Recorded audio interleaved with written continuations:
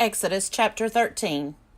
The Lord said to Moses, "Consecrate to me all the firstborn, whatever is the first to open the womb among the Israelites, of human beings and animals, is mine." Moses said to the people, "Remember this day on which you came out of Egypt, out of the house of slavery, because the Lord brought you out from there by strength of hand. No leavened bread shall be eaten. Today, in the month of Abib, you are going out. When the Lord brings you into the land of the Canaanites, the Hittites, the Amorites, the Hivites, and the Jebusites, which he swore to your ancestors to give you, a land flowing with milk and honey, you shall keep this observance in this month. 7 days you shall eat unleavened bread, and on the 7th day there shall be a festival to the Lord. Unleavened bread shall be eaten for 7 days. No leavened bread shall be seen in your possession, and no leaven shall be seen among you in all your territory. You shall tell your child on that day, 'It is because of what the Lord did for me when I came out of Egypt.' It shall serve for you as a sign on your hand and as a reminder on your forehead, so that the teaching of the Lord may be on your lips. For with a strong hand the Lord brought you out of Egypt. You shall keep this ordinance at its proper time from year to year. When the Lord has brought you into the land of the Canaanites, as he swore to you and your ancestors, and has given it to you, you shall set apart to the Lord all that first opens the womb. All the firstborn of your livestock that are males shall be the Lord's. But every firstborn donkey you shall redeem with a sheep. If you do not redeem it, you must break its neck. Every firstborn male among your children you shall redeem. When in the future your child asks you, 'What does this mean?' you shall answer, 'By strength of hand the Lord brought us out of Egypt from the house of slavery.'" When Pharaoh stubbornly refused to let us go, the Lord killed all the firstborn in the land of Egypt, from human firstborn to the firstborn of animals. Therefore I sacrifice to the Lord every male that first opens the womb, but every firstborn of my sons I redeem. It shall serve as a sign on your hand and as an emblem on your forehead, that by strength of hand the Lord brought us out of Egypt. When Pharaoh let the people go, God did not lead them by way of the land of the Philistines, although that was nearer, for God thought, "If the people face war, they may change their minds and return to Egypt." So God led the people by the roundabout way of the wilderness toward the Red Sea. The Israelites went up out of the land of Egypt, prepared for battle, and Moses took with him the bones of Joseph, who had required a solemn oath of the Israelites, saying, "God will surely take notice of you, and then you must carry my bones with you from here." They set out from Succoth and camped at Etham, on the edge of the wilderness. The Lord went in front of them in a pillar of cloud by day to lead them along the way, and in a pillar of fire by night to give them light, so that they might travel by day and by night. Neither the pillar of cloud by day nor the pillar of fire by night left its place in front of the people. Exodus chapter 14. Then the Lord said to Moses, "Tell the Israelites to turn back and camp in front of Pi-hahiroth, between Migdol and the sea, in front of Baal-zephon. You shall camp opposite it by the sea. Pharaoh will say of the Israelites, 'They are wandering aimlessly in the land. The wilderness has closed in on them.' I will harden Pharaoh's heart, and he will pursue them, so that I will gain glory for myself over Pharaoh and all his army. And the Egyptians shall know that I am the Lord." And they did so. When the king of Egypt was told that the people had fled, the minds of Pharaoh and his officials were changed toward the people, and they said, "What have we done, letting Israel leave our service?"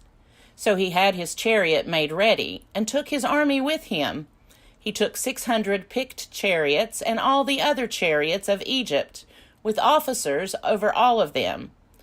The Lord hardened the heart of Pharaoh, king of Egypt, and he pursued the Israelites who were going out boldly. The Egyptians pursued them, all Pharaoh's horses and chariots, his chariot drivers and his army. They overtook them camped by the sea, by Pi-hahiroth, in front of Baal-zephon. As Pharaoh drew near, the Israelites looked back, and there were the Egyptians advancing on them. In great fear, the Israelites cried out to the Lord. They said to Moses, "Was it because there were no graves in Egypt that you have taken us away to die in the wilderness? What have you done to us, bringing us out of Egypt? Is this not the very thing we told you in Egypt? Let us alone and let us serve the Egyptians. For it would have been better for us to serve the Egyptians than to die in the wilderness." But Moses said to the people, "Do not be afraid. Stand firm and see the deliverance that the Lord will accomplish for you today. For the Egyptians whom you see today you shall never see again. The Lord will fight for you, and you have only to keep still." Then the Lord said to Moses, "Why do you cry out to me? Tell the Israelites, 'Go forward.' But you lift up your staff and stretch out your hand over the sea and divide it, that the Israelites may go into the sea on dry ground. Then I will harden the hearts of the Egyptians so that they will go in after them. And so I will gain glory for myself over Pharaoh and all his army, his chariots and his chariot drivers. And the Egyptians shall know that I am the Lord, when I have gained glory for myself over Pharaoh, his chariots, and his chariot drivers." The angel of God who was going before the Israelite army moved and went behind them, and the pillar of cloud moved from in front of them and took its place behind them. It came between the army of Egypt and the army of Israel, and so the cloud was there with the darkness, and it lit up the night. One did not come near the other all night. Then Moses stretched out his hand over the sea. The Lord drove the sea back by a strong east wind all night, and turned the sea into dry land, and the waters were divided.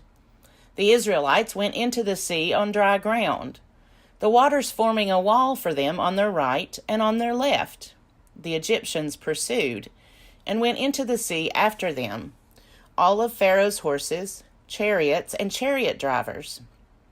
At the morning watch, the Lord in the pillar of fire and cloud looked down upon the Egyptian army, and threw the Egyptian army into panic. He clogged their chariot wheels so that they turned with difficulty. The Egyptians said, "Let us flee from the Israelites, for the Lord is fighting for them against Egypt." Then the Lord said to Moses, "Stretch out your hand over the sea so that the water may come back upon the Egyptians, upon their chariots and chariot drivers." So Moses stretched out his hand over the sea, and at dawn the sea returned to its normal depth. As the Egyptians fled before it, the Lord tossed the Egyptians into the sea. The waters returned and covered the chariots and the chariot drivers, the entire army of Pharaoh that had followed them into the sea. Not one of them remained. But the Israelites walked on dry ground through the sea, the waters forming a wall for them on their right and on their left. Thus the Lord saved Israel that day from the Egyptians, and Israel saw the Egyptians dead on the seashore. Israel saw the great work that the Lord did against the Egyptians. So the people feared the Lord and believed in the Lord and in his servant Moses. Genesis chapter 15. Then Moses and the Israelites sang this song to the Lord. "I will sing to the Lord, for he has triumphed gloriously. Horse and rider he has thrown into the sea. The Lord is my strength and my might, and he has become my salvation. This is my God, and I will praise him, my father's God, and I will exalt him. The Lord is a warrior. The Lord is his name. Pharaoh's chariots and his army he cast into the sea. His picked officers were sunk in the Red Sea.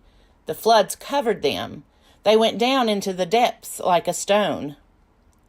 Your right hand, O Lord, glorious in power.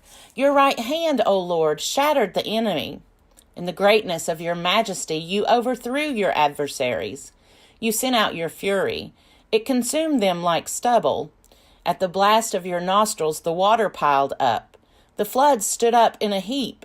The deeps congealed in the heart of the sea. The enemy said, I will pursue, I will overtake, I will divide the spoil, my desire shall have its fill of them. I will draw my sword, my hand shall destroy them. You blew with your wind, the sea covered them. They sank like lead in the mighty waters. Who is like you, O Lord, among the gods? Who is like you, majestic in holiness, awesome in splendor, doing wonders? You stretched out your right hand, the earth swallowed them.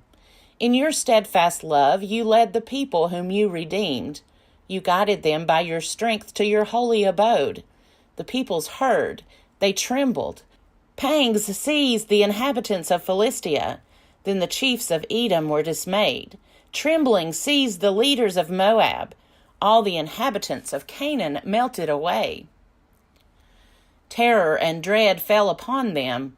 By the might of your arm they became still as a stone, until your people, O Lord, passed by, until the people whom you acquired passed by. You brought them in and planted them on the mountain of your own possession, the place, O Lord, that you made your abode, the sanctuary, O Lord, that your hands have established. The Lord will reign forever and ever. When the horses of Pharaoh with his chariots and his chariot drivers went into the sea, the Lord brought back the waters of the sea upon them, but the Israelites walked through the sea on dry ground. Then the prophet Miriam, Aaron's sister, took a tambourine in her hand, and all the women went out after her with tambourines and with dancing, and Miriam sang to them, Sing to the Lord, for he has triumphed gloriously. Horse and rider he has thrown into the sea. Then Moses ordered Israel to set out from the Red Sea, and they went into the wilderness of Shur. They went 3 days in the wilderness and found no water. When they came to Marah, they could not drink the water of Marah because it was bitter. That is why it was called Marah. And the people complained against Moses, saying, What shall we drink? He cried out to the Lord, and the Lord showed him a piece of wood. He threw it into the water, and the water became sweet.